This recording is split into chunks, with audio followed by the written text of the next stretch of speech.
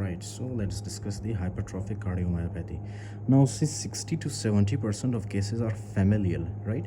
These can occur due to the family history. इसमें कौन responsible होता है? 60 to 70% ऑफ द केसेस में फैमिली हिस्ट्री होता है पेशेंट को, राइट? उसके अलावा है ऑटोजोमल डोमिनेंट। ऑटोजोमल डोमिनेंट मतलब, अच्छा, ऑटोजोमल डोमिनेंट का मतलब पता है आपको? ये होता है कि ऑटोजोमल डोमिनेंट का मतलब है कि आपके पास फॉर एग्जांपल दो पेरेंट है, राइट? दो पेरेंट का मतलब है कि आपके पास दो पेरेंट है। दो पेरेंट का मतलब ये है ना कि आपके पास फादर है और मदर है। अगर डिफेक्टिव जीन अगर सिर्फ फादर में प्रेजेंट हो तो ये भी जो है बीमारी ट्रांसफ़र कर सकता है, और अगर ये डिफेक्टिव जीन आपके मदर में प्रेजेंट हो तो उससे भी बीमारी या डिजीज़ फैल सकता है, राइट? मतलब ये है कि अगर एक भी पेरेंट में अगर बीमारी हो ना, सो दैट बीमारी can transfer into the offspring, right? So autosomal dominant most commonly due to mutation in genes encoding sarcomeric proteins, right? ये आपका फॉर एग्जांपल हार्ट है, राइट? हार्ट के अंदर ये सेल्स होते हैं, राइट? सेल्स के अंदर क्या होते हैं? Sarcomeres, right? ओके, तो encoding sarcomeric proteins such as myosin binding protein C and beta myosin heavy chain. I discussed these with you, okay, in the previous lecture.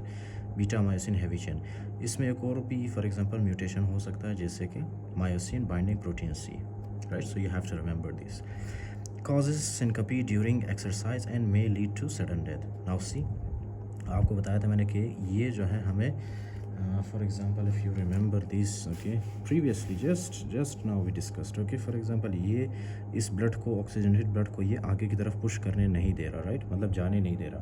क्यों? क्योंकि ये जो आपके पास हुई है ना hypertrophy, this is applying for indirect force, right? मतलब ये ब्लड को यहाँ से एओर्टा के अंदर जाने नहीं दे रहा, जिसकी वजह से ऑक्सीजन हमारे हेड एंड नेक को नहीं पहुंचता, so that will obviously lead to syncope, okay, right? Syncope हो सकता है इससे। उसके अलावा जो है सडन डेथ भी हो सकता है अगर पेशेंट नहीं रुका एक्सरसाइज के दौरान, ओके, एक्सरसाइज करता गया, उसको सिनकपी हुआ है, उसको जो है फॉर एग्जांपल चेस्ट में पेन डेवलप हुआ है, still he or she is not stopping, so that will lead to the death of the patient. Example in young athletes due to ventricular arrhythmia, okay? तो इसमें क्या होता है? ventricular arrhythmia। Finding क्या है? Finding है इसमें S4, ओके, S4 मिलता है आपको। एक्सप्लेन कि S4 कैसे मिलता है। उसके बाद systolic murmur, okay, systolic murmur मिलता है। May see mitral regurgitation due to impaired mitral valve closure, right? तो इसमें जो है आपका जो मिट्रल वेल्व है ना वो सही से क्लोज नहीं होता, राइट? उसकी वजह से क्या होता है? जब आपका मिट्रल वेल्व सही से क्लोज ना हो, that is called as mitral regurgitation, right? Mitral regurgitation में क्या है कि ये आपका लेफ्ट वेंट्रिकल है, राइट? लेफ्ट वेंट्रिकल जैसे ही पुश करता है ना ब्लड को, ये कुछ ब्लड जाता है हमारे लेफ्ट एट्रियम के अंदर जो कि नॉर्मली नहीं जाना चाहिए, राइट? तो that is called as mitral regurgitation due to impaired mitral valve closure.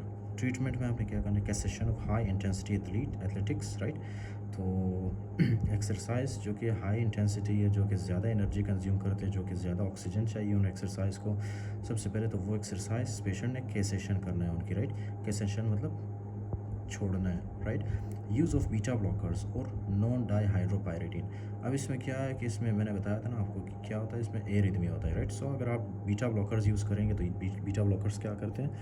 Beta blockers जो है ये हमारे हार्ट के बीटा रिसेप्टर्स पे काम करके उनकी एक्टिविटी को कम करते हैं, राइट? ओके, नॉन डाईहाइड्रोपायरेटिन जैसे कि calcium channel blocker, specially verapamil दे सकते हो आप, right?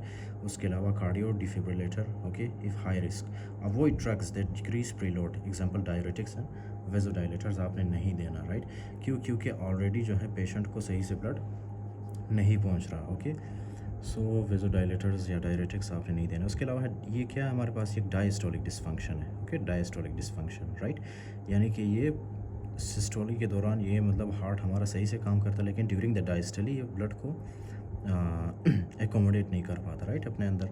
Display ventricular concentric hypertrophy, right? ये जो आपके पास हाइपरट्रॉफी होती है ये क्या है? इसमें कंसेंट्रिक हाइपरट्रॉफी होती है, राइट?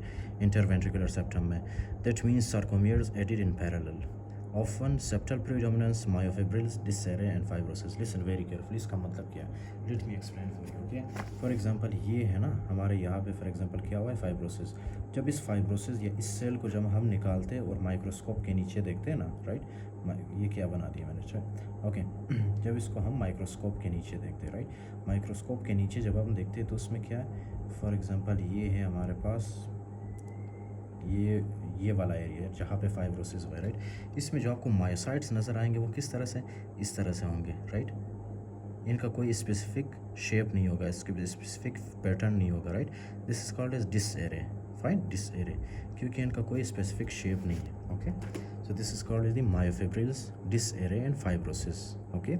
ये आपको कहाँ पे मिलता है? This will be shown in the microscope when you see in the microscope. So classified as hypertrophic obstructive cardiomyopathy when left ventricle outflow tract is obstructed. Listen, okay.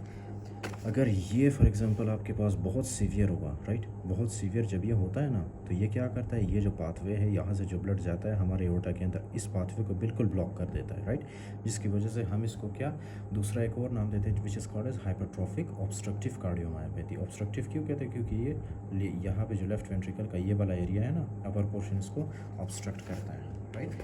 So that's why it is also called as hypertrophic obstructive cardiomyopathy when left ventricle outflow tract is obstructed.